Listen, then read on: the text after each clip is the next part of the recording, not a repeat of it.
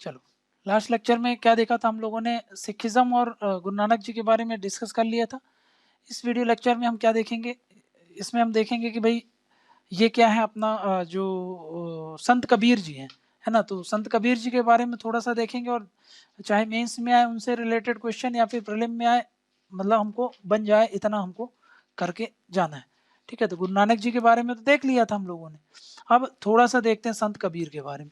एक चीज, संत कबीर से पहले एक चीज और देख सकते हो आप, पता है अभी अपन ने क्या देखा था, गुरु नानक जी देखा है, तो एक चीज और कर सकते हैं हम यहाँ पे, रविदास जी के बारे में देख लेते हैं, क्योंकि वो इससे भी थोड़ा से जुड़े हुए हैं, है ना। तो इससे भी जुड़े हुए हैं, इसलिए मैं आपको ये बता देता हूँ, ठीक है, रविदास जी के बारे में। ठीक, तो संत रविदास जी के बारे में कर लेते हैं, फिर आ जाएंगे कबीर जी के बारे में, ठीक है ना। संत रविदास जी के बारे में, ठीक। मैंने आपको क्या बताया था कि भाई रविदास जी का भी जो टीचिंग है उसको भी इनकॉर्पोरेट किया गया है काहे में, तो मैंने आपको बताया था गुरु ग्रंथ साहिब में, उनमें भी इनकी टीचिंग्स आपको देखने को मिलती है ना। तो ये अब इनके बारे में पहला पॉइंट, ये सब पॉइंट तो आप जानते हो कि कौन थे। ये एक तरीके के सोशल रिफॉर्मर थे। भक्ति मूवमेंट में जो भी बात करेगा वो सोशल रिफॉर्म की ही बात करेगा, है ना। तो ये एक सोशल रिफॉर्म है। जब कुछ नहीं पता ना, तो ये सब आप लिख सकते हैं। ऐसे पॉइंट होते हैं जो आप एवरग्रीन है, हर चीज में यूज कर सकते हो। जैसे कि ये सोशल रिफॉर्मर थे, है ना, ये स्पिरिचुअल फिगर थे, है ना, स्पिरिचुअल फिगर थे। इसके साथ साथ क्या बोल सकते हो आप, ये one of the founding member थे भक्ति मूवमेंट इन नॉर्थ इंडिया, है ना। तो ये बोल सकते हो आप, भक्ति मूवमेंट कहाँ पे चले थे, ये नॉर्थ इंडिया में। नॉर्थ इंडिया में भक्ति मूवमेंट को इन्होंने चालू करवाया था, ठीक है ना। अब इनके बारे में जो मेन खास बात है वो ये है कि ये अनटचेबल कम्युनिटी से आते थे, है ना। इनके जो पेरेंट थे, पेरेंट कहाँ थे, वो आपका जो करते थे वो लेदर वर्किंग का काम करते थे, है ना। लेदर वर्किंग, लेदर का काम करते थे, ठीक है ना। अब लेदर का काम करेंगे तो आपको समझ में आ गया कि उस समय लेदर का काम करना मतलब अनटचेबल्स है ना। तो ये क्या थे, अनटचेबल्स थे, है ना। तो ये अनटचेबल थे, तो अनटचेबल कम्युनिटी से ये बिलोंग करते थे, ये बात आपको पता होनी चाहिए, है ना। एक तो ये पॉइंट अपन को, ये कुछ है, ये जो आपको मैं फैक्चुअल इंफॉर्मेशन दे रहा हूँ, ठीक है ना। इनके जो डिवोशनल सॉन्ग्स हैं, ये बहुत इंपॉर्टेंट पॉइंट है जो मैं आपको बता रहा हूँ। ये रविदास जी हैं, रविदास जी, इनका डिवोशनल सॉन्ग्स है ना। इन्होंने भी बहुत सारे सॉन्ग्स कंपोज किए हैं। इन डिवोशनल सॉन्ग्स को इंक्लूड किया गया है काहे में, गुरु ग्रंथ साहिब, है ना। इनको कहाँ यूज किया है, इंक्लूडेड इन या फिर इनकॉर्पोरेटेड इन, तो आप बता सकते हो उसके गुरु ग्रंथ साहिब में, मतलब सिख के जो स्क्रिप्चर हैं उनमें, है ना, गुरु ग्रंथ साहिब, ठीक। तो ये बात अपन को पता चल गई कि गुरु ग्रंथ साहिब में, गुरु ग्रंथ साहिब जी में इनका जो भी इनकी टीचिंग्स है, प्रीचिंग्स है, जो भी इनके सॉन्ग्स हैं, उनको इंक्लूड किया गया है। और तो और ये रविदास जी उसी समय काल के हैं जिस समय काल के आपके कबीर हैं, गुरु नानक है, तीनों एक ही समय काल के हैं, ये बात पता होनी चाहिए आपको, ठीक है ना। तो ये क्या थे, कंटेम्प्ररी हैं काहे के, कंटेम्प्ररी थे किसके, कंटेम्प्ररी ऑफ कबीर के भी, है ना। गुरु नानक इतनी है, याद रखना कि एक ही समय के हैं ये लोग, ठीक है ना। क्या थे, कबीर जी बता दिया, गुरु नानक जी, है ना, उन्हीं के समय काल के हैं, ठीक है ना। और क्या बता दिया मैंने, लेदर वर्कर है, मतलब ये क्या थे, आपसे सीधा दूसरी लैंग्वेज में पूछ लेगा तो आपको पता होनी चाहिए कौन थे, कॉबलर थे, कॉबलर, ठीक है ना। कॉबलर बाय कास्ट, कास्ट क्या थी उनकी, कॉबलर थे, ये सीधा स्टेटमेंट आ सकता है, आप बहुत इंपॉर्टेंट है, ठीक है ना। किस चीज की बात करते थे, बात करें अगर, तो क्या सिखाते थे ये, टीचिंग्स क्या है इनकी, टीचिंग्स वही जो सोशल डिवीजन है उसको रिमूव कर दो, जेंडर पैरिटी लेके आओ, है ना, यूनिटी को प्रमोट करो, है ना, स्पिरिचुअल फ्रीडम सबको होनी चाहिए, ये सारे पॉइंट आ जाएंगे आपके। तो वही चीज अगेन क्या बोल रहा हूँ, टीचिंग में क्या लिखोगे आप कि भाई ये वही टीच करते थे जो बाकी सोशल रिफॉर्मर करते थे, जैसे कि रिमूवल ऑफ सोशल डिवीजन, है ना, removal of social division, social division. Next क्या है, सोशल डिवीजन किसका, ऑफ कास्ट, है ना, काहे का, कास्ट का जो सोशल डिवीजन है उसको रिमूव कर दो। नेक्स्ट क्या बोल रहा हूँ, जेंडर इक्वालिटी की बात करते थे, ये जेंडर इक्वालिटी मतलब कास्ट में भी इक्वालिटी लाओ, जेंडर में भी इक्वालिटी लाओ, है ना, यूनिटी को प्रमोट करो, प्रमोटेड यूनिटी, ठीक है ना। फिर पर्सनल स्पिरिचुअल फ्रीडम होनी चाहिए हर व्यक्ति को, ठीक है ना, पर्सनल स्पिरिचुअल फ्रीडम होना चाहिए, बाकियों पर डिपेंडेंट ना होना चाहिए, जैसे कि स्क्रिप्चर्स पर और जो ब्राह्मण वर्ग के लोग थे उन पर पंडित के बिना आपको स्पिरिचुअल फ्रीडम नहीं मिल पा रही थी। भक्ति मूवमेंट के पहले ये सब हमने देखा था। तो वही बोल रहे हैं, पर्सनल स्पिरिचुअल जो आपका फ्रीडम है उसको भी इन्होंने बोला है कि ये भी होनी चाहिए, ठीक है ना। और एक खास बात आपको बताता हूँ, मीराबाई इन्हीं की डिसाइपल है, ठीक है ना, became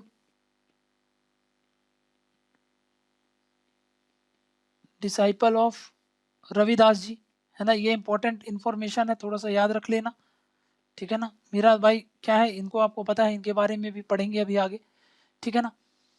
और इसके साथ साथ ये जो रविदास जी हैं, इन्होंने एक रिलीजन चालू किया था जिसको बोलते हैं रविदासिया रिलीजन, ठीक है ना। तो यहाँ पे रविदास जी का आप बता सकते हो कि एक रिलीजन है, मतलब फाउंडर, ऐसा लिख लो, फाउंडर ऑफ, ये भी बहुत इंपॉर्टेंट है, क्या, रविदासिया रिलीजन, रविदासिया रिलीजन, ये भी बहुत इंपॉर्टेंट ट्रेडिशनल इंफॉर्मेशन है, ये बात याद रख लेना, ठीक है ना। ये रविदासिया रिलीजन कौन थे, ये सिखिज्म में ही एक सिखिज्म के ही अंदर एक ग्रुप है ना, जिनको हम रविदासिया रिलीजन बोल सकते हैं। मतलब ये ग्रुप है जो कि प्रीवियसली एसोसिएटेड थी काहे से, सिखिज्म से। तो रविदासिया रिलीजन के बारे में भी अगर मान लो आपको जानना हो तो क्या है, रविदासिया रिलीजन क्या है, ये ग्रुप है ना, group who previously were associated with Sikhism, who previously were associated with Sikhism, समझ में, क्या ना। अब ये जो सॉन्ग्स अगर हम बात करें, है ना, कि मतलब ये जो सॉन्ग्स हैं इनके, रविदास जी के बारे में जो हम पढ़ रहे हैं, जिनका सॉन्ग्स को इनकॉर्पोरेट किया गया है उसमें, किसमें, गुरु ग्रंथ साहिब में, तो किस तरीके की भक्ति है इनकी। तो इनमें इनके जो सॉन्ग्स है ना, वो निर्गुण प्लस सगुण दोनों के थीम्स आपको देखने को मिलेंगे, है ना। तो मतलब आप क्या बोल सकते हो, यहाँ पे जो रविदास जी हैं, इनके जो सॉन्ग के कॉम्पोजिशन है ना, इनका जो कॉम्पोजिशन है, कॉम्पोजिशन ऑफ सॉन्ग्स, है ना, उनका क्या बताया, कॉम्पोजिशन ऑफ सॉन्ग्स, इसमें आपको निर्गुण भी थीम भी देखने को मिलेगी, निर्गुण और सगुण थीम, है ना, दोनों थीम्स देखने को मिलती है, थीम्स, सगुण थीम्स, ठीक है ना। प्लस इसमें हमको एक आइडिया देखने को मिलता है, वो आइडियाज, ऐसे आइडियाज, इनके जो आइडियाज थे, है ना, इनके आइडियाज कुछ ऐसे आइडियाज जिन्होंने बाद में जो नाथ योग फिलॉसफी आप जानते हो, है ना, जिसने फाउंडेशन, जिसको बोलते हैं कि इन्होंने, इनके आइडियाज जो हैं वो एज अ फाउंडेशन एक्ट किया, काहे के लिए, जो नाथ योग फिलॉसफी है, हिंदुइज्म में एक फिलॉसफी होती है जिसको बोलते हैं हम नाथ योग फिलॉसफी, उसका, उसके लिए फाउंडेशन का काम किसने किया था, तो ये जो रविदास जी के जो आइडियाज थे, उन्होंने एज अ फाउंडेशन काम किया था, किसके लिए, नाथ योग फिलॉसफी, याद रख लेना, स्टेटमेंट आ जाएगा तो आप कंफ्यूज हो जाओगे, इसीलिए बता दिए मैंने आपको। आइडियाज क्या बता रहा हूँ, ये आइडियाज क्या हुआ, फाउंडेशन हुआ, फाउंडेशन ले, मतलब इसको ऐसा बोल सकते हो, ideas acted as a foundation for Nath yoga philosophy, Hinduism, ठीक है ना। तो ये इतनी चीजें याद रखो, मीराबाई इनकी जो डिसाइपल थी। इसके साथ साथ मैंने आपको बताया था कि भाई इन्होंने क्या, कॉबलर थे बाई कास्ट, ठीक है ना, कंटेम्प्ररी थे, ठीक है ना, ये सब चीजें याद रख लेना। अनटचेबिलिटी, नाथ योग फिलॉसफी, निर्गुण सगुण दोनों का देखने को मिलता है, ठीक है ना, ठीक है ना। एक जो दादूपंथी ट्रेडिशन है, एक चीज और बता दूं मैं आपको, यहाँ पे एक दादूपंथी ट्रेडिशन होता है, दादूपंथी मतलब ये ग्रुप है, ग्रुप ऑफ मतलब एक आप बोल सकते हो कुछ ग्रुप ऑफ पीपल्स हैं जिनको हम क्या बोल देते हैं, दादूपंथी ट्रेडिशन के लोग होते हैं वो, ठीक है ना। उनकी एक टेक्स्ट होती है जिसको बोलते हैं, इनकी टेक्स्ट है जिसको बोलते हैं हम पंचवाणी, है ना, पंचवाणी, ठीक है ना। ये पंचवाणी, ये दादू पंथ ट्रेडिशन की जो टेक्स्ट है, इसमें भी जो रविदास जी के पोएम्स है ना उसको इंक्लूड किया गया है। तो याद रख लेना, ये जो है included numerous poems of Ravidas ji. तो ये जो पूछ सकता है ना रविदास जी के बारे में, वो सब कुछ मैंने आपको बता दिया। इससे ज़्यादा आप शायद सर्च करोगे तो मिलेगा भी नहीं। बट ये क्या है, ये करंट वगैरह मैं फॉलो करता हूँ, तो करंट वगैरह में ये सारी चीज़ें आती रहती है, इसलिए मैंने आपको बता दिया, ठीक है ना। ये कौन थे, कॉबलर थे, ये चीज़ें याद रख लेना। ये प्लस ये 15 भगत होते हैं सिखों में, है ना, जैसे कि तीर्थंकर वगैरह होते हैं ना, वैसे इनके 15 भगत हैं, उनमें से एक है, ये भी याद रख लेना, ठीक है ना। तो वन ऑफ 15 भगत्स ऑफ सिख, ठीक है, भगत्स ऑफ सिख, ठीक।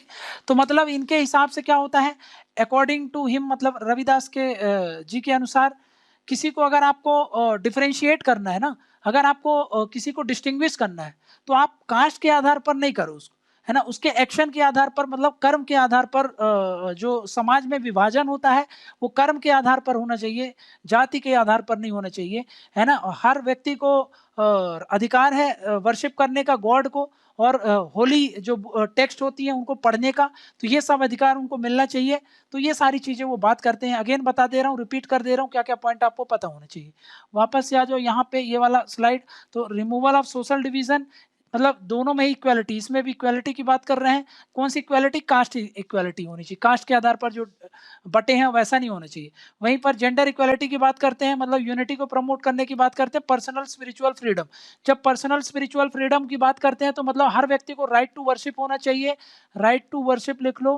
नेक्स्ट क्या बोल रहा हूँ, हर व्यक्ति को क्या होना चाहिए, अधिकार होना चाहिए ताकि वो किताब पढ़ सकते, है ना, right to read holy text, ठीक है। ये पॉइंट आपको पता होना चाहिए। बहुत सारे डिवोशनल सॉन्ग्स को कंपोज किया है, जिसको इंक्लूड किया गया है गुरु ग्रंथ साहिब में। और आपको गुरु ग्रंथ साहिब के अलावा मैंने आपको ये बता दिया कि भाई यहाँ पे जो दादूपंथी ट्रेडिशन है, उनकी जो पंचवाणी है, उनमें भी इनका जो कॉम्पोजिशन है वो हमको देखने को मिलता है, ठीक है ना। दोनों भक्ति की बात करते हैं, रविदासिया रिलीजन के फाउंडर बोले जाते हैं। ऐसे जैसे वहाँ पे भी आपको देखने को मिलेगा। कबीर के लिए भी एक पंथ, मतलब कबीर पंथ होने लगते हैं। मतलब ये इतना इनका करिश्मा रहता है कि इन्हीं को, जैसे गुरु नानक के भी फॉलोवर हो गए, है ना, सिखिज्म बन गया, वैसे कबीर के भी कबीर पंथ हो गए, ये दादू पंथ हो गए, ठीक है ना, और रविदासिया हो गए। मतलब अलग अलग सेक्ट के लोग एक अपने गुरु को मान करके उसको फॉलो करने लगते हैं। और यहाँ से आपको डिफरेंट डिफरेंट आपको जो भी मैंने आपको बताया, एक तरीके का ग्रुप ऑफ पीपल्स है वो इमर्ज होने लगे, ठीक है। तो रविदास जी के बारे में ये सारी चीज़ें आपको पता होनी चाहिए। तो रविदास जी के बारे में मैंने आपको बता दिया, ठीक है ना। रविदास जी के बारे में अब गुरु नानक जी के बारे में बता दिया मैंने आपको। अब जो देखेंगे वो है आपके कबीर जी के बारे में, ठीक है ना। तो कबीर जी के बारे में अब आपको मैं बता रहा हूँ, कबीर जी के बारे में। तो नेक्स्ट हेडिंग डाल लो क्या, कबीर जी, ठीक है ना। तो संत कबीर जी के बारे में डिस्कस करेंगे, ठीक। तो अब हम कर रहे हैं सेंट कबीर ना, मतलब संत कबीर। ये सेंट और संत, ठीक है ना, बड़ा फर्क हो जाता है, पता है। छोटे छोटे वर्ड आपको लगते होंगे कि इंग्लिश वर्ड है ये, वो वर्ड है, बट मैं एक एग्जांपल देके आपको समझाता हूँ। हिंदी में आप तुम ही, हिंदी में आप भी बोलते हो, है ना, और तुम भी बोलते हो, है ना। लेकिन इंग्लिश में इसको भी यू लिखते हैं, इसको भी यू लिखते हैं। बोलते हैं कि क्या फर्क पड़ता है, बट फर्क पड़ता है। कैसे फर्क पड़ता है, आप जब बोलते हैं तो इसमें आदर सम्मान होता है ना, आदर सम्मान इसमें होता है। बट इसको यू बोलोगे तो ये भी वही चीज को डिनोट कर रहा है, ये भी वही चीज को बोलता है। बट जब हम यहाँ पे तुम बोलते हैं, मतलब यहाँ पे आदर सम्मान नहीं होता है ना, यहाँ पे आदर सम्मान इंक्लूडेड है, यहाँ पे नहीं। बहुत फर्क हो जाता है। अंग्रेजी में समझ में नहीं आता, बट हिंदी में होता है। आप पापा जी से कभी आप तुम करके बात नहीं करोगे, है ना, आप करके ही बात करते हो। बट अंग्रेजी में उन दोनों को यूं ही बोलोगे आप, है ना। चाहे भैया से बात कर रहे हो अपने, चाहे लड़के से बात कर रहे हो अपने, या फिर किसी से भी बात कर रहे हो, बोलोगे क्या, यू, ठीक है ना, और यहाँ पर आप और ये सब चीज़ों का फ़र्क हो जाता है, ठीक है ना। तो ये छोटी छोटी चीज़ें होती है, बहुत फ़र्क डालती हैं। हम लोग इतने वेस्टर्नाइज्ड हो चुके हैं कि मतलब सब हमको ढोंग ही लगता है, ठीक है। खैर चलो संत कबीर जी के बारे में बात करते हैं। ठीक, ये भी वही बात, क्या लिखोगे इंट्रोडक्शन जब लिखते हैं तो क्या बोलोगे कि Sant Kabir Das was a very renowned saint, फिर बोलोगे he was a very renowned poet and social reformer of India who lived during 15th century, he was a contemporary of Guru Nanak जी, और अभी आपने बताया रविदास जी। तो ऐसे करके ये सारे इंट्रोडक्शन आप बढ़िया बढ़िया से लिख दोगे। तो कैसे कैसे क्या क्या पॉइंट आपको पता होनी चाहिए, तब तो इंट्रोडक्शन लिखोगे। तो ये क्या है, आप पहला पॉइंट तो ये आपको पता है कि भक्ति सेंट है, तो यहाँ से एक पॉइंट ये बना लोगे आप। आंसर राइटिंग बता रहा हूँ आपको कैसे करना है, कंटेंट तो आपका तैयार हो ही रहा है, आंसर राइटिंग भी समझो कैसे करते हैं। पोएट भी थे, है ना, ठीक है, उसके साथ साथ ये सोशल रिफॉर्मर भी थे, सोशल रिफॉर्मर थे, है ना। कब रहे थे तो ये आप बता दो कि 15th सेंचुरी के आसपास की बात है ये, ठीक, 15th सेंचुरी के आसपास की बात है ये। और इनके जो मतलब पोएम्स है, कॉम्पोजिशंस है, मतलब वो तो आज भी आप कबीर के दोहे सुनते होगे, ठीक है। मतलब इतना ज़्यादा इनका जो इन्फ्लुएंस था समाज में, बहुत ज़्यादा इन्फ्लुएंस था। तो ये सारी चीज़ें हैं, ठीक है ना। तो पहली चीज़ें क्या समझ में आए, आपको ये समझना है कि भाई क्या चीज़ को ये एक्सेप्ट करते थे और क्या चीज़ को ये रिजेक्ट करते थे, है ना। तो अब हम देखते हैं इनका बिलीफ क्या है, ठीक है ना। तो पहला पॉइंट क्या याद रखना है आपको, संत कबीर किस चीज़ पर बिलीव नहीं करते थे, तो ये जो रिलीजियस डिस्क्रिमिनेशन होता है उस पर बिलीव नहीं करते थे, है ना। He did not believe in any religious discrimination, पहली पॉइंट ये होगी, he did not believed, believe ये भी होगा, ठीक है, believed in any religious discrimination. जो रिलीजियस के आधार पर डिस्क्रिमिनेशन होता है ना, कास्ट तो छोड़ो, यहाँ पे रिलीजन की भी बात करते हैं, है ना, उसके भी अगेंस्ट है ये। जो रिलीजियस डिस्क्रिमिनेशन होता है उसके अगेंस्ट होता है। तो इन्होंने क्या किया, जब ये रिलीजियस डिस्क्रिमिनेशन के अगेंस्ट बोलते हैं तो हम ये बोल सकते हैं कि इन्होंने एक्सेप्ट किया होगा सारे रिलीजन को। तो क्या इसका इससे क्या समझ में आ रहा है कि ही एक्सेप्टेड क्या, all the religion, all the religion. Next क्या है, इन्होंने क्रिटिसाइज किया था किसको, आइडल वर्शिप को, है ना, क्रिटिसाइज्ड आइडल वर्शिप। यही चीज जो राजा राम मोहन राय थे वहां पर भी ये पॉइंट आ जाएगा, ठीक है ना, ठीक है ना। संत कबीर जी क्या प्रोपगेट करते हैं कि there is presence of some supreme being in all religion, समझ रहे हो, हर रिलीजन में सुप्रीम बीइंग होते हैं, इसीलिए हमको उन पे डिस्क्रिमिनेशन नहीं करना चाहिए, है ना। क्या प्रोपगेट कर रहे हैं यहाँ पे, क्या बताया, रिलीजियस डिस्क्रिमिनेशन को मना करते हैं, एक्सेप्टेड ऑल द रिलीजन। इसके साथ साथ वो क्या बोलते हैं, वो उनका क्या कहना है कि there is the presence of same, some बोल रहा हूँ, same supreme being in all the religion, है ना। मतलब क्या बोल रहे हैं कि आप राम रहीम की बात करते हैं, ये बोलते हैं राम भी वही है, रहीम भी वही है ना। तो इनके हिसाब से क्या है, राम रहीम एक ही है, कोई डिस्क्रिमिनेशन नहीं है, वो तो हम लोग उनको अलग अलग ट्रीट कर रहे हैं। मतलब क्या है, वही सुप्रीम बीइंग राम में भी देखने को मिल रहा है, वही सुप्रीम बीइंग रहीम में भी देखने को मिल रहा है। मतलब क्या है, वही सेम ही सुप्रीम बीइंग है जिसको अलग अलग रिलीजन के लोग मानते हैं। ये तो वो अच्छे से समझ गए थे कबीर जी, इसीलिए वो बाकियों को समझाना चाह रहे थे क्या, कि क्या प्रोपगेट कर रहे हैं कि रिलीजियस डिस्क्रिमिनेशन क्यों नहीं होनी चाहिए, क्योंकि there is presence of same supreme being in all the religion. मतलब हर रिलीजन में देखो कोई ना कोई सुप्रीम बीइंग तो होगा। मतलब अब समझो इसको मैं क्या बोल रहा हूँ, ये हर रिलीजन है, ये रिलीजन 1 है, ये रिलीजन 2 है, और ये रिलीजन 3 है, ये रिलीजन 4 है।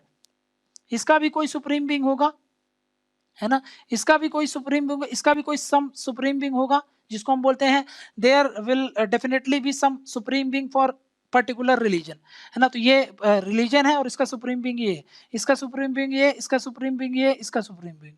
बट हम क्या समझ रहे हैं कि भाई ये दो, ये सब क्या है, ऐसा बोल देते हैं कि भाई इसका सुप्रीम बीइंग, इसका सुप्रीम बीइंग।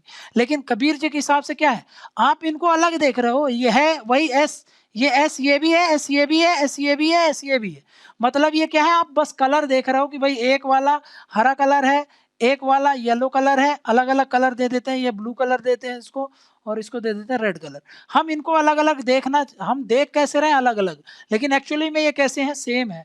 मतलब ये कौन है, ये इसमें से हम एक चीज ये निकाल सकते हैं कि इनके हिसाब से सेम सुप्रीम बीइंग है, ये सब कुछ सेम ही है, कोई डिफरेंसेस नहीं है। वो तो हम लोग इनको अलग अलग ट्रीट करते हैं। मतलब क्या समझ में आ गया ना कि भाई रिलीजन पर इनका विचार क्या था, ये आपको पता हो गया। ठीक है ना, ठीक है ना। अब इनकी जो यहाँ पे आ जाओ, इनकी जो टीचिंग्स है ना, इनकी जो प्रीचिंग्स है, प्रीचिंग्स बोल लो, टीचिंग्स बोल लो, प्रीचिंग्स टीचिंग्स है, वो किस तरीके की थी। तो पहली बात आपको ये पता होनी चाहिए कि क्या प्रीच करते थे। तो वेदांत फिलॉसफी जो मैंने आपको बताया था, वेदांत फिलॉसफी को ही ये प्रीच करते थे। तो पहली पॉइंट क्या है कि इन्होंने प्रीच किसको किया था, प्रीच वेदांत फिलॉसफी। मतलब जो वेदांत की फिलॉसफी है, उपनिषद का ज्ञान है, उसी को ही ये आगे बढ़ाते हैं और उसी को ही प्रोपगेट करते हैं, है ना। प्रीच वेदांत फिलॉसफी, और वेदांत फिलॉसफी किस चीज से डील करती है ये आपको पता है। ये वेदांत फिलॉसफी किस चीज से डील करती है, तो ये भी आपको पता है, डील्स विथ किस चीज से, याद करो मैंने बताया, सोल एंड गॉड की यूनिटी। याद आया, unity of God and soul, है ना, इसी चीज की तो बात करते हैं। ठीक है, यही तो मैंने आपको बताया। ठीक है ना। अब देखो, इन्होंने जो फंडामेंटलिज्म है उससे अपने आप को दूर रखा। फंडामेंटलिज्म समझते हो ना, एक तरीके का रिलीजन में कट्टरवाद भरा होता है ना, जिसको बाद में टर्म दिया जाने लगता है। राइटिस्ट जो होते हैं, बोला जाता है कि बहुत फंडामेंटलिस्ट होते हैं, कंजर्वेटिव होते हैं। तो इन्होंने फंडामेंटलिस्ट से अपने आप को दूर रखा। ठीक है ना, कि ये फंडामेंटल जो आइडियाज है उनको प्रोपगेट नहीं करते थे, है ना। जो इनका स्पिरिचुअल का जो फिलॉसफी थी, स्पिरिचुअलिटी की जो फिलॉसफी थी, वो इर्द गिर्द घूमती रहती थी किसके, वेदांत फिलॉसफी की, जिसमें कट्टरवाद नहीं है। बाकी जो आप अदर फिलॉसफी जिसकी बात करते हैं, जो जबरदस्ती में प्रीच की जाती, वो उसमें देखना आप कट्टरपंथ का एलिमेंट देखने को मिलेगा। वेदांत फिलॉसफी में आपको वेदांत फिलॉसफी मतलब इस चीज से तो डील ही नहीं करती, वो रिलीजियस से, रिलीजियस एंगल उसमें है ही नहीं। वो तो सोसाइटल पर्सपेक्टिव पूरा बताता है ना, ह्यूमन और उसका जो एग्जिस्टेंस है और उसके बारे में डील करता है, उसका कुछ लेना देना नहीं की। इसीलिए तो बोलते हैं ना भाई, तुमको जो मानना है मानो। कभी हिंदुइज्म में आपने देखा है कि बोला है कि तुम शंकर जी को मानो, विष्णु जी को मानो, तुम कृष्ण को मानो, तुम राम को मानो? कभी नहीं बोला। किसी भी ग्रंथ में जो उपनिषद पढ़ोगे आप, कहीं पे ये सब चीजें नहीं लिखी है ना। गीता में कभी ये नहीं, वो उसमें हमेशा जैसा मानना है आपको, जो मार्ग फॉलो करना है वो मार्ग फॉलो करो। आपको जिसको मानना है उसको मान लो। गीता में बोलेंगे कृष्ण को मानना है, कृष्ण को मानो, कृष्ण को नहीं मानना है, भगवान श्री कृष्ण उसमें समझाते हैं अर्जुन को। वो बताते हैं कि भाई तुमको निर्गुण मानना है निर्गुण मानो, सगुण मानना है सगुण मानो, है ना। उसमें रूप में मानना है रूप में मानो, नहीं मानना है मत मानो, कोई दिक्कत नहीं हमको। बट ये जो मेरा ज्ञान है वो क्या है कि भाई आपको जो ये दुनिया में आप अपना व्यर्थ कर रहे हो, अपना जीवन जो आपको ये जीवन मिला हुआ है, वो आपने व्यर्थ में उसको खराब कर रहे हो, है ना। आपके जन्म लेने का उद्देश्य होता है, बट आप यहाँ पर फंस चुके हो। वही सब चीजों का ज्ञान दिया जाता है। अर्जुन ने ऐसा कोई भी सवाल नहीं छोड़ा था श्री कृष्ण के समक्ष, मतलब जो हमको हमारे जीवन में जो इम्पैक्ट डाल रहा हो और उसका आंसर श्री कृष्ण ने ना किया हो। एक व्यक्ति है जो जीवन जीता है, उसके जीवन में जो जो प्रॉब्लम आती है, जो जो डिलेमास आते हैं, जो जो क्वेश्चन को वो फेस कर सकता है अपनी लाइफ में, वो सारे क्वेश्चन अर्जुन ने श्री कृष्ण से किए और सारे का श्री कृष्ण ने उनको समझाया हुआ बकायदा। ठीक है, तो वही सारा ज्ञान, वही सारी चीज को भी संत कबीर जी भी वही उपनिषद के ज्ञान को ही प्रीच करते हैं। मतलब इसमें रिलीजन एंगल कभी नहीं होता है, ये सिर्फ सोसाइटी और सोसाइटी में एग्जिस्टेंस और आपका और एग्जिस्टेंस और इन सब चीजों की ही बात होती है। तो वही बात कर रहे थे क्या कि प्रीचिंग्स क्या थी। तो मैंने आपको बताया कि वेदांत फिलॉसफी के इर्द गिर्द इनकी फिलॉसफी रहती थी। और इन्होंने क्या किया था, ही केप्ट हिमसेल्फ, है ना, himself away from fundamentalism of all religion, है ना, फंडामेंटलिज्म ऑफ ऑल रिलीजन, है ना। अब देखो, ये रिलीजन 1 है, ये रिलीजन 2 है ना, ये रिलीजन 3 है, ये रिलीजन 4 है। इसमें ये ग्रीन वाला अच्छा पार्ट मान ले लो, ये अच्छा पार्ट है, अच्छी चीजें हैं, अच्छी चीजें हैं, अच्छी चीजें। मान लो यहाँ पे ये फंडामेंटलिज्म है, ये फंडामेंटलिज्म है, ये फंडामेंटलिज्म है, ये वाला पार्ट फंडामेंटलिज्म से भरा हुआ है। तो इन्होंने इसको उठा लिया, इधर से इसको उठा लिया, इसको उठा लिया, इसको उठा लिया, सब में से सब कुछ उठा करके एक अपना प्रीचिंग्स देने लगे। समझ रहे हो। तो मतलब क्या है कि भाई इसीलिए सारे रिलीजन को एक्सेप्ट करते हैं। ठीक है ना, क्लियर है ये बात। अब देखो और क्या बता रहा हूं मैं यहाँ पे, और समझो कि ये जो संत कबीर है, संत कबीर है ना, संत कबीर है, इनकी कुछ प्रीचिंग्स होंगी, है ना, इनकी कुछ सीख होगी। उन प्रीचिंग्स को जो फॉलो करते हैं, है ना, फॉलो, जो कि बाद में क्या बन गए, इनके ही फॉलोवर बन गए, ठीक है ना। जैसे कि सिख काहे के फॉलोवर बन गए, सिख बन गए गुरु नानक के फॉलोवर, वैसे ही इनके फॉलोवर हो गए, जिनको क्या बोले जाने लगा, उनको बोला जाता था कबीर पंथ, कबीर पंथ। दादू पंथ अभी पढ़ा था, पंथ मतलब समझ गए ना, ग्रुप ऑफ पीपल। तो ये कबीर पंथ क्या थे, उनके फॉलोवर थे। संत कबीर की जो संत कबीर जो लिखे थे, है ना, इनकी जो बुक है ना, इनको जो लिटरेचर है, लिटरेचर, है ना, इनकी जो लिटरेचर है, 3 लिटरेचर बहुत ज्यादा फेमस है, इनकी राइटिंग्स है, जिनको एक को बोलते हैं आप सखी ग्रंथ, सखी ग्रंथ लिख लो, ठीक है ना। जो सबसे इंपॉर्टेंट है वो तो आप सब जानते हैं, बीजक, बीजक, ये समझो बाइबल है इनके लिए। ये जो कबीर पंथ है ना, ये कबीर पंथ जो इनकी सेक्रेड बुक है, ये बीजक, है ना, इनकी सेक्रेड बुक क्या है, सेक्रेड बुक, जैसे हिंदुइज्म में वो होती है ना, सबसे सेक्रेड गीता को मानते हैं, वैसे कबीर पंथ जो लोग होते हैं वो बीजक को भी उतना ही इक्वल इंपॉर्टेंस देते हैं जितना हम गीता को देते हैं। मतलब ये क्या है, हमारे उनके लिए जो सेक्रेड बुक है वो क्या है आपकी, वो है आपका जिसको बोलते हैं ये कौन सा, कबीर पंथ, सॉरी बीजक, ठीक है ना। बीजक के बाद एक चीज और समझो, यहाँ पे क्या बोल रहा हूं मैं, इस पे आएंगे अभी बुक पे। एक चीज पहले और समझा दूं आपको मैं कि ये जो बीजक है ना, बीजक, ठीक, ये जो बीजक है, इसमें आपको एक चीज ये पता होनी चाहिए कि इसमें 3 सेक्शन होते हैं, ठीक है ना, इसके अंदर 3 सेक्शंस हैं। 3 सेक्शंस कौन कौन से हैं, जिसको बोलते हैं रामायणी बोलते हैं, ठीक है ना, साकी बोलते हैं और शबद बोलते हैं, शबद, शब्द नहीं बोलते, शबद बोलते हैं, ठीक है ना, रामायणी। ये उतना इंपॉर्टेंट नहीं है, बट फिर भी एक नजर मार लो, कहीं अगर आपको मिल जाए तो आपको समझ में आ जाना चाहिए। रामायणी, शबद, और तीसरा क्या है, साकी, ठीक। ये 3 चीजें मैंने आपको बता दी, ठीक है। उसके साथ साथ एक चीज और ध्यान में रखो कि यहाँ पे एक सेकेंड, लिटरेचर पे वापस से आएंगे, पहले इसको कंप्लीट कर लें, एक सेकेंड इधर आ जाओ। प्रीचिंग्स, प्रीचिंग्स में ये छूट गया है, एक चीज और बता दूं आपको मैं कि भाई इन्होंने इनका जो जैसे एक भगवान बुद्ध बोलते हैं ना कि भाई एक मध्यम मार्ग होना चाहिए लाइफ जीने के लिए, है ना, वैसे इनका एक बहुत फेमस मार्ग है जिसको बोलते हैं हम सहज मार्ग, ठीक है ना। तो ये आपको पता होना चाहिए कि इन्होंने किस चीज का प्रीच किया था, इन्होंने सहज मार्ग, सहज पथ, सहज मार्ग के बारे में चर्चा की है। अब ये क्या है सहज मार्ग, सहज, सहज मार्ग, ठीक है, या फिर उसको सहज पथ बोल लो आप, सहज पथ। ये सहज पथ मतलब समझ रहे हो, ये क्या होता है, इन्होंने जो जैसे रिलीजन में, मेनली ये रिलीजन के कंटेक्स्ट में होता है, जब हम कोई चीज फॉलो करते हैं या किसी भी चीज को बिलीव करते हैं, तो इन्होंने बोलते हैं कि भाई जो कुरान है और वेदा है ना, उनको हमको सिंपल वे में फॉलो करना चाहिए, नेचुरल वे में, है ना। मतलब ये जो एक्सट्रीम्स होते हैं ना, एक्सट्रीम आइडियाज होती हैं, उनको हमको अवॉइड करना चाहिए और एक मिडिल पाथ उसका निकाल करके उसको फॉलो करना चाहिए, है ना। तो मतलब ये आपको ये आपको पता होना चाहिए कि जो एक्सट्रीम आइडियाज हैं, है ना, जो चाहे कुरान हो चाहे आपका वेदास हो, है ना, दोनों में ही ये बोलते हैं कि भाई जो एक्सट्रीम आइडियाज है उनको हमको अवॉइड करना चाहिए और हमको सिंपली क्या फॉलो करना चाहिए, सहज पाथ फॉलो करना चाहिए। मतलब क्या होता है, सिंपल या फिर नेचुरल वे ऑफ लाइफ। अगर हम सिंपल और natural way of life follow करेंगे तब भी हम गॉड से यूनाइट हो जाएंगे, हम उनसे भी यूनाइट कर लेंगे। तो मतलब सहज मार्ग को ये बोलते हैं, सहज मार्ग से हम क्या कर सकते हैं, अटेन कर सकते हैं साल्वेशन को,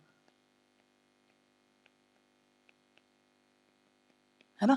मतलब सहज मार्ग से हम क्या कर सकते हैं, साल्वेशन को अटेन कर सकते हैं, ये बात ये बोलते हैं, समझेगा। मतलब एक्सट्रीम आइडियाज को छोड़ करके सिंपलिसिटी में भी रह करके सिंपल वे से भी हम क्या कर सकते हैं, वननेस हो सकता है हमारा गॉड्स, है ना। इसमें वो क्या करते हैं, सिंपल या फिर simple natural way, simple natural way, natural way to oneness with God.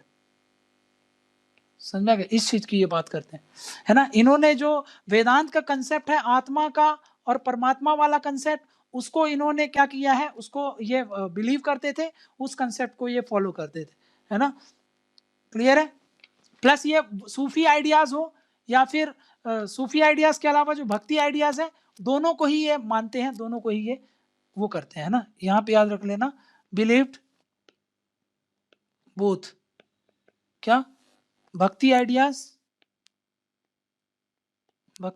पर भी बिलीव करते थे और सूफी आइडियाज पर भी बिलीव करते थे। समझ में आ रहा है? क्लियर है? अब एक चीज और बता दूं आपको, वापस आ जाओ वो टेक्स्ट बुक में, कहाँ गई, ये टेक्स्ट है। बीजक मैंने आपको बता दिया। दूसरा है बीजक के अलावा जो दूसरी बुक है उसका नाम है आपका कबीर ग्रंथावली, ये बहुत इंपॉर्टेंट है ये भी। अनुराग सागर, ठीक है, अनुराग सागर। और उसके साथ साथ एक और बुक है जिसको बोलते हैं सखी ग्रंथ, ठीक है ना। एक और ये बुक है सखी ग्रंथ, सखी ग्रंथ, ठीक है ना। बाकी तो मैंने आपको बता दिया। एक रिलीजियस कम्युनिटी है जिनको हम बोलते हैं कबीर पंथ, वो भी किसके द्वारा फाउंडेड, उसके फाउंडर कौन होंगे, तो ऑब्वियसली संत कबीर ही होंगे। समझ में आ गया? यहाँ पर जो मेंबर होते हैं उनको क्या बोलते हैं, ये ग्रुप को तो हम क्या बोल देते हैं, कबीर पंथ। और ये जो मेंबर्स होते हैं इस फोरम के, जो मेंबर्स होते हैं उनको कबीर पंथीज बोला जाता है, ठीक है ना। तो कबीर पंथीज कौन होते हैं, तो समझ में आ रहा, कबीर दास, ठीक है ना। मतलब ये क्या बोलते हैं, he was admired by individual of all faith. समझ में आ रहा है? चाहे हिंदुइज्म हो चाहे मुस्लिम हो, जैसे साईं बोल रहा हूँ, हाँ साईं बाबा में भी आप देखें ना, हिंदू उसके फॉलोवर होते हैं, मुस्लिम्स के फॉलोवर होते हैं। वैसे कबीर में भी आपको सारे फेथ के लोग इनको एडमायर करते हैं, इनकी टीचिंग्स को फॉलो करते हैं। इनकी टीचिंग्स आज भी रेलेवेंट है, आज भी अलाइव है, जनरेशन टू जनरेशन पास किया गया है, जनरेशन टू जनरेशन इसको फॉलो किया गया है। ये सब आपको पता है कि भाई आज भी कबीर के दोहे वगैरह सब कुछ चर्चा होते हैं और उनको सीखे जाते हैं। समझ में आ गया? देखो अब क्या बोल रहा हूँ, अब एक चीज और याद रख लेना कि ये जो कबीर दास जी थे, कबीर दास जी पर किसका ज्यादा इन्फ्लुएंस था, है ना। कबीर दास जी की जो आइडियोलॉजीज है ना, इनकी कबीर दास, इनकी कुछ आइडियोलॉजी होगी, इनकी आइडियोलॉजीज है ना, इनका कुछ परसेप्शन होगा, हाँ, इनकी कुछ प्रीचिंग्स होंगी, हाँ है। तो ये किससे इन्फ्लुएंस थी, इसमें इन्फ्लुएंस देखने को मिलता है ना, इसमें इन्फ्लुएंस देखने को मिलेगा किसी ना किसी का। तो मैंने आपको बताया था कि जो वैष्णव सेंट थे स्वामी रामानंद जी, है ना, रामानंद जी, मैंने आपको बताया था ना उनके ये डिसाइपल थे, है ना। तो वहीं से इनका इन्फ्लुएंस आएगा कि नहीं आएगा। तो हाँ, आइडियोलॉजीज जो थे वो इन्फ्लुएंस कहाँ से आ रही थी, तो आपको पता होना चाहिए, स्वामी रामानंद जी। मतलब क्या है, कबीरदास जी इनके क्या थे, डिसाइपल थे, है ना, DICISCIPLE, डिसाइपल, ठीक है ना। इनके डिसाइपल थे रामानंद जी के, और रामानंद जी के डिसाइपल होने के साथ साथ ही इनका जो ये, और ये कौन थे आपको पता है ना, स्वामी रामानंद जी, इनके बारे में हमने डिस्कस कर लिया। ये क्या थे, वैष्णव सेंट थे, वैष्णव नहीं थे, वैष्णव सेंट थे, सीधा सीधा स्टेटमेंट में फंसा देगा आप। वैष्णव सेंट थे, उनके जो डिसाइपल थे वो थे कबीरदास जी। मतलब कबीरदास की जो भी इन्फ्लुएंस थे, कबीरदास की आइडियोलॉजी जो भी थी वो क्या थे, वो उनका इन्फ्लुएंस देखने को मिलता है किसका, स्वामी रामानंद जी का, ठीक है। इसके साथ साथ मैंने आपको क्या बताया था कि कबीरदास जी की जो ये टीचिंग्स है ना, इनकी टीचिंग्स है, उनको कहाँ रखा गया है, तो मैंने आपको बताया था इनको इनकॉर्पोरेट किया गया है, कहाँ पर, incorporated into in Guru Granth Sahib में, बताया था ना। ये पॉइंट भी याद रख लेना, गुरु ग्रंथ साहिब में भी इनकी टीचिंग्स मिलती हैं। बहुत बहुत बहुत इंपॉर्टेंट है ये पॉइंट, ठीक है ना। गुरु ग्रंथ साहिब जी मतलब समझ रहे हो आप, जो एक महान स्क्रिप्चर है इंडिया में, उसमें इनका कंट्रीब्यूशन देखने को मिलता है। वहीं पर आपको सूफी सेंट के बारे में भी मैंने बताया था आपको कि सूफी सेंट का इसमें देखने को मिलता है, ठीक है ना। तो यहाँ पर भगत जो वो ये मतलब ये भी वन ऑफ द 15 भगत्स में एक माना जाता है इनको, ठीक है ना। रविदास जी हो गए, कबीरदास जी हो गए, मतलब भगत कौन हो गए, समझ रहे हैं ना। ये गुरु ग्रंथ साहिब जी में उनका कंट्रीब्यूशन है, ठीक है ना। तो ये कबीरदास जी का भी कंट्रीब्यूशन आप बता दोगे, उनका भी बता दिया मैंने आपको, रविदास जी का भी बताया मैंने आपको, ठीक है। आगे और आएंगे और भी बताऊंगा मैं आपको, जो भी होगा जैसा भी होगा, बाकी इसके बारे में तो देख ही लिया था हम लोगों ने पिछले लेक्चर्स में जब हम गुरु नानक जी कर रहे थे, ठीक है। तो इसके साथ साथ कुछ और चीजें क्या है, जैसे कि कबीर जी किस चीज पे बिलीव करते थे, मतलब जिसको बोलते हैं सबसे ज्यादा जो ये बिलीव करते थे, ये और गुरु नानक जी, ये बोलते थे purity of one's own mind. समझ में आ रहा है? तो ये बहुत इंपॉर्टेंट है। ये प्योरिटी, बाकी लोग प्योरिटी प्योरिटी बाहर की बात करते हैं, ये बोलते हैं अपना मन साफ रखो, सबसे जरूरी वही होता है। मतलब believed in purity of one's own mind, है ना। इन्होंने एक स्टेटमेंट दिया था जिसको बोलते हैं मन चंगा तो कठौती में गंगा, ठीक है ना भाई। आप मन साफ रखो, बाकी सब सही है। मतलब आप गंगा जाने की जरूरत भी नहीं है, आपके पास ही गंगा है, ठीक है ना, बस आपका मन साफ होना चाहिए, ठीक है ना। तो ये स्टेटमेंट जो है उन्हीं का दिया हुआ है। और ये purity of one's own mind, ये गुरु नानक जी भी बात करते हैं ना, कबीर जी भी, गुरु नानक जी भी, ये दोनों इस पर बहुत ज्यादा बल देते हैं, है ना। ये दोनों बहुत ज्यादा इस पर फोकस करते हैं। ये पॉइंट आपको पता होना चाहिए, गुरु नानक जी और कबीर जी, ठीक है। उसके साथ साथ क्या बोल रहा हूं मैं कि हाँ, इनको पालन पोषण किसने किया था, तो आपको पता होना चाहिए कि इनका जो बचपन गुजरा है तो वो मुस्लिम कपल ने इनको पाला पोसा, ब्रॉट अप अंडर। सोचो, मुस्लिम कपल होने के बाद भी वो काहे का शिक्षा दीक्षा ले रहे थे, वो रामानंद जी से अपना ज्ञान ले रहे हैं। मतलब इनके पेरेंट्स कितने लिबरल होंगे आप ये समझो, है ना। मुस्लिम कपल थे जो कि क्या थे, वीवर थे। तो ये आपको पूछ लेगा कि संत कबीर क्या थे, तो आपको पता होना चाहिए वीवर थे, है ना, ठीक है ना। तो ये जो वीवर थे, उस कम्युनिटी, वीवर कम्युनिटी से बिलोंग करते थे। मुस्लिम कपल के द्वारा इनको बड़ा किया गया था। अब इन्होंने आइडल वर्शिप पर बिलीव नहीं करते थे, रिचुअल्स पर बिलीव नहीं करते थे। ये क्या बात करते थे, अल्लाह हो, ईश्वर हो, राम हो, रहीम हो, सब एक ही है, सब में एक ही सुप्रीम बीइंग है ना। बाकी हम जो इनको दूसरा समझ रहे हैं, अलग समझ रहे हैं, वो सब गलत है, वो सब रियलिटी नहीं है, ठीक है ना। अब एक चीज और बता देता हूँ, एक माघर, ये जगह याद रख लेना, समझ में गया, ये माघर, है ना। माघर क्या है, तो यहां पर देखो, माघर एक जगह है, ये प्लेस है in UP, place in UP, UP में एक प्लेस है।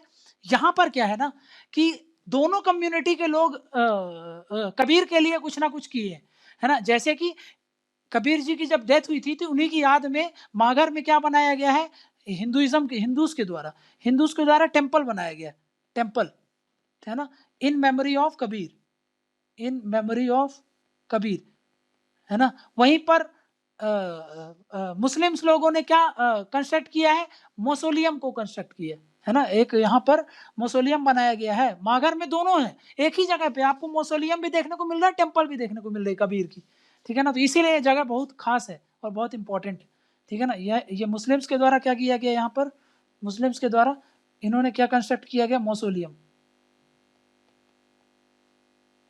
Mausoleum in memory of Kabir,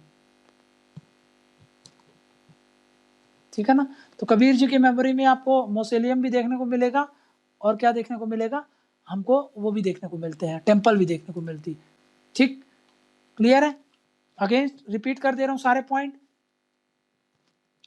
कि कबीर जी किस किस चीजों की बात कर रहे थे, ये सब आपको समझ में आ गया, ठीक है ना। जैसे तांत्रिज्म वगैरह थे हिंदुइज्म में, इन सब को मानते थे कि नहीं मानते थे, गॉड को कैसा देखते थे। हाँ, एक चीज और बता दूं मैं आपको कि ये जो कबीर की भक्ति थी ना, कबीर किस लिए फेमस है, कबीर के दोहे हैं, ठीक है ना, कबीर के दोहे हैं। आपको पता करना है कि ये दोहे जो इन्होंने लिखे हैं, इनकी राइटिंग्स हैं, है ना, ये किस लैंग्वेज में है, पहले तो ये पता करना है।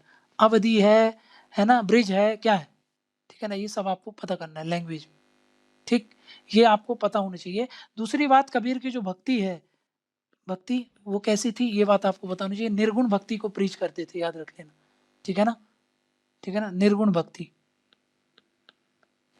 निर्गुण भक्ति मतलब समझ में आ गया आपको क्या होता है निर्गुण भक्ति, मतलब फॉर्मलेस, विदाउट एट्रीब्यूट्स, समझ में आ गया, क्लियर है। किस चीज की बात करते थे ये सब तो आपको पता ही है, ठीक। ये एक चीज और बताऊं आपको बहुत खास, कि ये इलिटरेट थे, है ना, ये इलिटरेट है, बट इन्होंने फिर भी पोएम्स लिखी है ना, हिंदी में भी लिखी है। हिंदी में मतलब जैसे मिक्स किया है उन्होंने, अवधि को मिक्स किया है, ब्रिज को मिक्स किया है, भोजपुरी को मिक्स किया है और फिर एक हाइब्रिड हिंदी तैयार की और उससे उन्होंने पोएम्स लिखे। दोहे बोलते हैं, श्लोक होता है, सखी बोला था मैंने आपको, ये सब चीजें इन्होंने लिखा है, ठीक है ना, क्लियर। तो ये बहुत ही मतलब डायनामिक पर्सनालिटी है, ये आपको पता होना चाहिए, ठीक है ना, समय से आगे की सोचते थे, ठीक।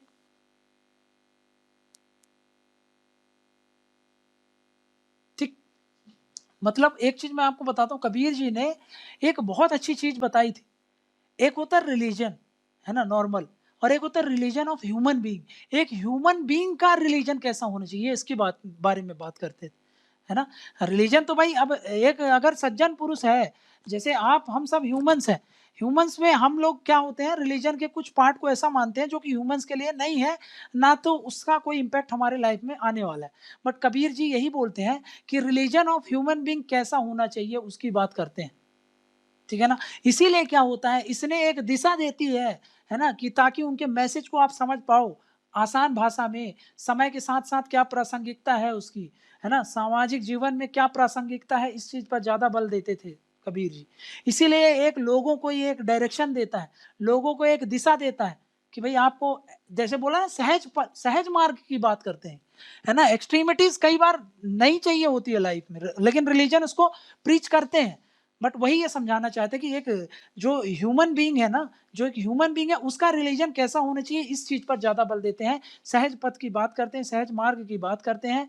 हिंदी में इन्होंने अपने वो लिखे हैं, हिंदी में मतलब कौन सी लैंग्वेज, अवधी, ब्रिज, भोजपुरी, इनका मिक्स करके, अवधी में भी लिखा है, ब्रिज में भी लिखा है, भोजपुरी में भी लिखा है, इनका मिक्स भी तैयार किया है, ठीक है ना। वननेस इन गॉड में ये बिलीव करते थे, फॉलो करते थे, क्योंकि वेदांत फिलोसफी को ही ये मानते थे, है ना। रिजेक्ट किया किसको, मूर्ति पूजन को, है ना। कॉन्फिडेंस शो करते थे, क्लियर कॉन्फिडेंस काहे में, भक्ति आइडियाज और सूफी आइडियाज को दोनों को मानते थे, है ना। ये सब चीजें आप अच्छे से जानते हो।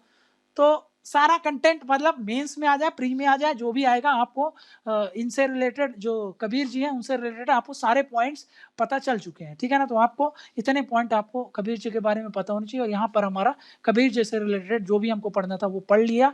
एडिशनल इन्फॉर्मेशन करंट अफेयर से आप करते रहना, तो आपका तैयार हो जाएगा, ठीक है ना। जब कोई एनिवर्सरी वगैरह होती है तो अच्छे खासे आर्टिकल आते हैं, नहीं तो आपको ये सारे कंटेंट तो मिल ही जाएंगे एग्जाम के पहले, ठीक है। तो यहाँ पर हमने क्या, कबीर कंप्लीट कर लिया।